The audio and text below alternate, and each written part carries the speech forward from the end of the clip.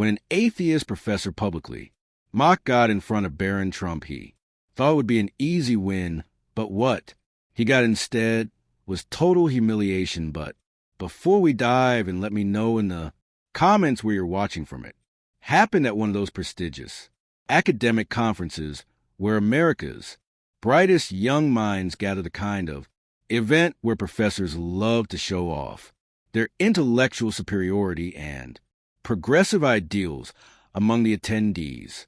Was Barron Trump, who had earned his place there through academic excellence, though many whispered he was only there because of his last name. Professor Richard Anderson was known throughout academic circles for his sharp wit and sharper tongue. A self-proclaimed champion of modern thinking, he had made quite a name for himself by ridiculing traditional values, particularly Christian beliefs.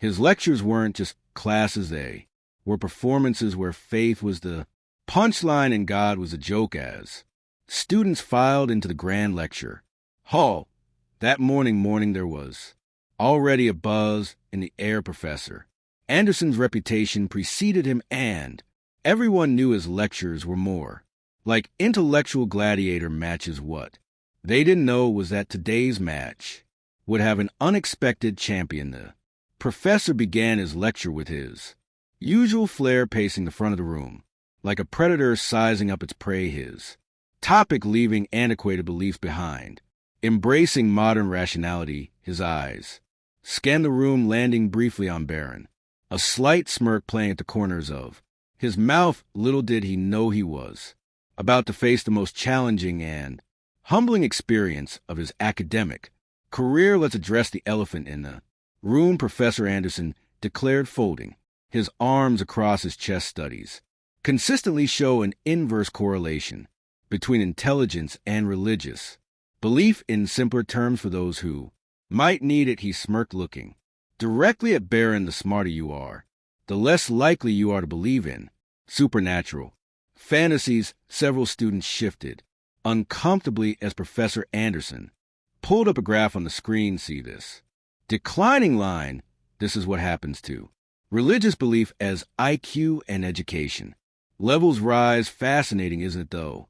I suppose some people's family traditions, another pointed look at Barron, make it harder for them to accept basic cognitive development. From his position near the back, Professor Thompson watched with growing concern as his colleague crossed line after line. He'd seen Anderson be provocative before, but this was different. This was personal. You know what I find truly remarkable, Anderson continued, his voice dripping with intellectual superiority. In this room we have some of the brightest young minds in America, future scientists, leaders, thinkers, yet I guarantee some of you still cling to these primitive beliefs, unable to break free from your cognitive limitations. Barron sat perfectly still, his jaw tightening, almost imperceptibly, unlike the other students, who either nervously laughed or stared at their desks. He met the professor's gaze with unwavering composure. This seemed to fuel Anderson's contempt even further. Tell me, he challenged, removing his glasses and leaning forward on his podium. What does it say about someone's intellectual capacity when they still believe in an invisible sky daddy in 2025, when their cognitive development is so stunted that they need fairy tales to explain the world? His eyes locked onto Barron. Perhaps some of our more politically connected students would care to enlighten us. The tension in the room was palpable. Students watched, breathless, as the professor's thinly veiled attack hung in the air, but none of them, not even Anderson himself, was prepared for what happened when Barron finally stood up. Actually, Professor Barron's voice cut through the tension, calm and measured. I would be happy to address your concerns about cognitive development. A smirk spread across Professor Anderson's face. Well, young Mr. Trump wants to educate us about intellectual capacity.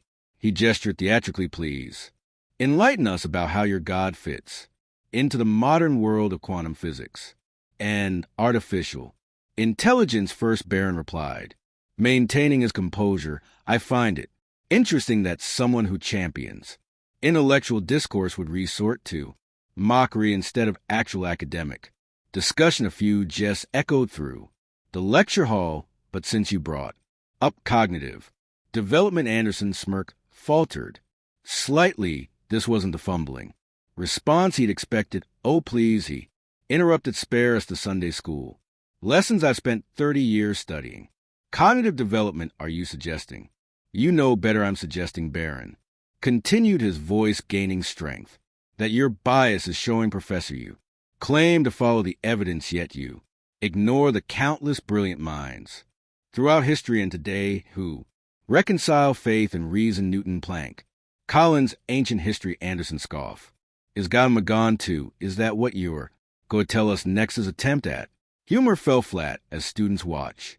Barron's collected response, you know what's fascinating? Professor Barron stood straighter. You mock faith while displaying your own kind of religious devotion, a blind faith in your own intellectual superiority. You created your own form of dogma where anyone who disagrees with you must be cognitively inferior. The room fell silent. Professor Thompson leaned forward in his seat, watching his colleague's face redden.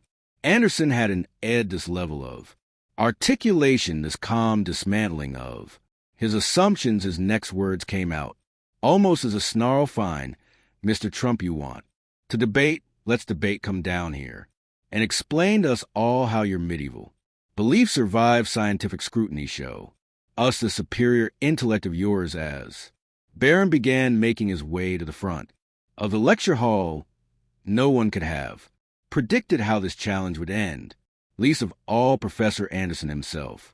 The lecture hall fell silent as Barron made his way to the front. Professor Anderson's stance was triumphant, clearly anticipating an easy victory over this young believer, but something in Barron's calm demeanor made a few students exchange worried glances. Since you mentioned quantum physics earlier, Barron began, his voice clear and steady. Let's start there. You claim faith is incompatible with modern science, yet quantum mechanics itself has shown us that reality is far stranger than our limited human minds can comprehend. Oh, please, Anderson interrupted, don't try to use quantum mechanics to justify I'm not finished. Professor Barron continued, politely but firmly. You spoke about cognitive development. Let's discuss that. You argue that belief in God indicates lower intelligence, yet you ignore the extensive research showing that faith often correlates with higher resilience, stronger community bonds, and better mental health outcomes. Anderson face twitched. This wasn't going according to his plan. Correlation doesn't equal causation. Exactly my point, Professor, yet you had no problem implying causation when it suited your argument about IQ and religious belief. A murmur of appreciation rippled through the audience. Professor Thompson watched as his colleague's confident smirk began to fade. But let's address your real issue. Barron continued, you're not really angry at God or religion. You're angry at what you perceive as intellectual weakness. So let me ask you this, what's more intellectually honest, admitting there might be things beyond our current understanding, or arrogantly claiming we figure it all out? Anderson's face reneged. That's not when you mock faith. Barron pressed on, you're not just mocking me or my beliefs, you're mocking the billions of people throughout history who found meaning, purpose, and profound truth in their relationship with God, including, I might add, many of the scientists whose shoulders you stand on. The professor's composure was cracking. He hadn't expected this level of articulation, this calm dismantling of his assumptions. Students who had been smirking earlier were now watching Barron with growing respect. So tell me, Professor Barron's voice took on an edge of challenge. What's more indicative of stunted cognitive development, believing in a higher power, or for believing that mockery is a substitute for actual intellectual discourse? The room held its breath. Professor Anderson opened his mouth to respond, but for the first time in his career, he found himself completely unprepared for what was coming next. Professor Anderson gripped the podium, his knuckles white. You're Just you're twisting things, he sputtered. Science has explained everything that religion once claimed was divine. Intervention has it. Barron's response was measured then. Perhaps you can explain consciousness. Professor, the origin of life itself, why? The universe's physical constants are perfectly tuned for life to exist. Those are just gaps in our current knowledge. Exactly, Barron interjected, gaps in our knowledge, yet you're so certain that nothing divine could possibly exist. Within those gaps, isn't that itself a form of blind faith? The audience was completely captivated now. Several students who had laughed at Anderson's earlier mockery were nodding along with Barron's points. But let's talk about your real argument, Barron continued. You suggest that faith is a crutch for the intellectually weak, yet here you are, using your academic position as a crutch to bully those who disagree with you. Which one shows more intellectual insecurity? Professor Anderson's face had turned a deep shade of red. Now listen. Here, Professor.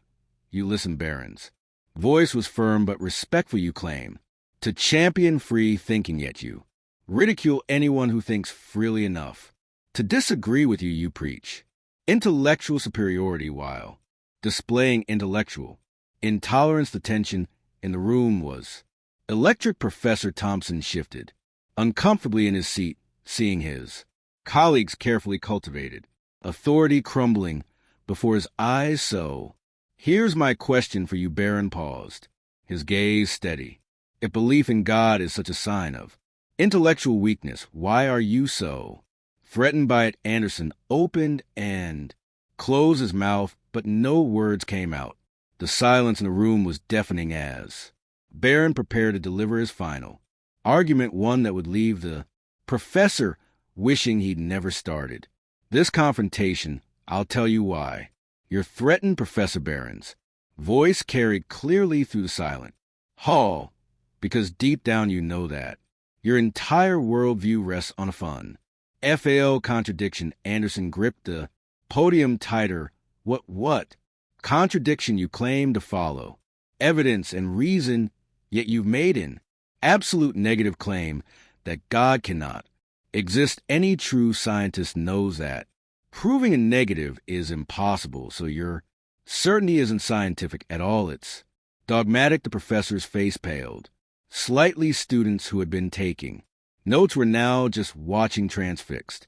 Furthermore, Barron continued, you mock people for finding meaning in faith, while you've turned your own atheism into a kind of religion. You preach it with the same fervor you criticize in believers. You've simply replaced God with your own intellect. A few students nodded vigorously. Even some who had initially sided with the professor were now completely engrossed in Barron's dismantling of their teacher's arguments. But here's the most telling contradiction. Barron paused, his eyes locked with Anderson's. You claim that believing in God is a sign of lower intelligence, yet you're unable to counter even basic theological arguments from a student. So, which is a professor? Are believers intellectually inferior, or are you just intellectually unprepared? The silence was absolute. Professor Anderson's mouth opened and closed, but no words came out. His entire academic career had been built on intimidating students with his intellect, UAL superiority. But now, and here's the question that I think will really demonstrate the flaw in your thinking. Barron said, his voice calm but powerful. You argue that faith in God is irrational, yet you have faith that consciousness arose from unconscious matter, that life emerged from non-life, that order came from chaos, all without any divine guidance. So tell me, Professor, which requires more blind faith, believing in a divine creator or believing that nothing created everything? To look on Professor Anderson's face made it clear he had no answer, and that's when he knew he had made a terrible mistake in challenging Barron Trump's faith. The silence in the lecture hall was deafening. Professor Anderson stood frozen, his mouth slightly open, clearly searching for a response. That wouldn't come. Students leaned forward in their seats, waiting for his rebuttal to Barron's devastating logic. Well, that's not. Anderson stammered, his academic prowess crumbling before everyone's eyes. His hands trembled slightly against the podium. The fact is, Professor Barron continued, his voice still respectful, but firm. Your bias against faith isn't based on reason or evidence. It's based on prejudice, and prejudice, as you often teach, is the enemy of true intellectual discourse. That's when Professor Thompson chose to intervene. Perhaps he called out, rising from his seat, we should return to our scheduled program. We have a lot of material to cover today. Barron, recognizing the mercy being offered to the humiliated professor, nodded. Graciously, thank you for allowing me to share my perspective, Professor Anderson, he said, turning to return to his seat. The young Trump's dignified exit only highlighted Anderson's earlier rudeness. The professor stood at his podium, visibly shaken, watching as Barron walked back to his desk. The other students' eyes followed him with newfound respect. Professor Anderson attempted to continue his lecture, but his voice had lost its earlier confidence. His hands shook as he shuffled his papers, and his eyes kept darting to where Barron sat, as if expecting another intellectual assault at any moment for the next 30 minutes. Professor Anderson attempted to continue his lecture, but the damage was done. His voice, usually so confident and commanding, now wavered with uncertainty.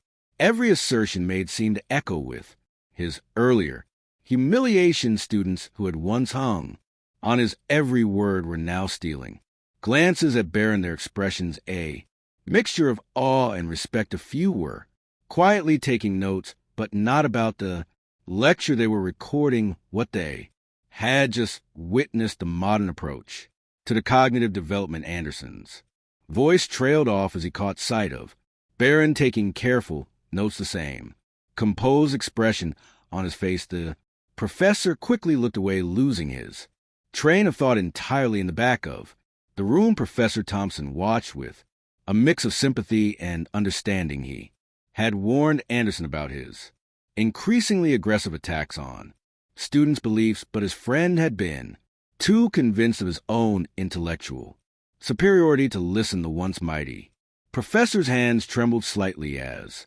he turned to the presentation slides. Words that he had confidently proclaimed hundreds of times before now seemed to mock him. Rational thinking in the modern age. The irony was lost on no one. A student raised her hand to ask a question about the material, but Anderson flinched visibly, as if expecting another challenge to his worldview. The rest of the class passed in a blur of stumbled explanations and uncomfortable silences.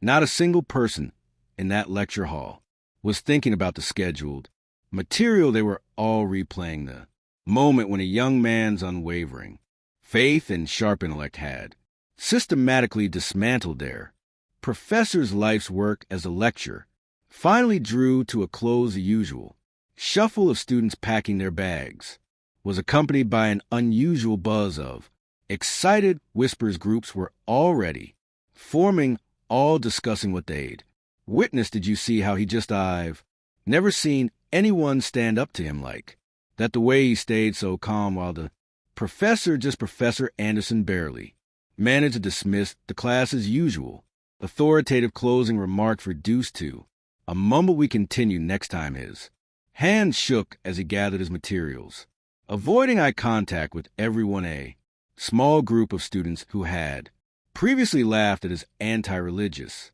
jokes now stood awkwardly by the door, watching as their once intimidating professor seemed to physically shrink behind his podium. The intellectual giant who had dominated this hall for years had been revealed as something far less impressive. Barron, one student called out as he headed for the exit.